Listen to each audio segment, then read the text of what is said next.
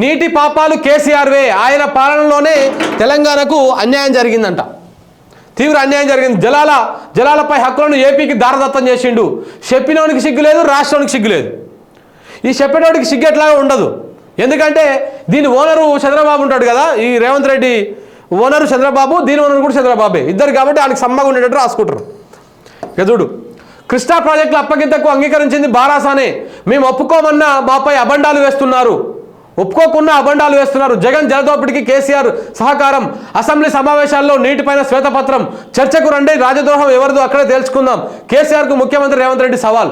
ఆయన ఎట్లా వస్తున్నాడు, వచ్చే అవకాశాలే ఉన్నాయి. ఆయన వచ్చి మాట్లాడుతూ ఉంటే నువ్వు నీ బతుకు నీ కథ ఒకసారి నీ ముఖ కదలికలు చూడాలి. ఆ రోజు మాట్లాడదాం 100%. ఎందుకంటే నీళ్లు తెలంగాణ రాష్ట్రానికి నీళ్లు తేవడం కోసం వాళ్ళు పెద్ద యుద్ధం చేసిర్రు. నువ్వు ఆ నీళ్ళని దారదత్తం చేయడం కోసం 60 రోజులల్లా నువ్వు వానికి అప్పచెప్పేస్తాను.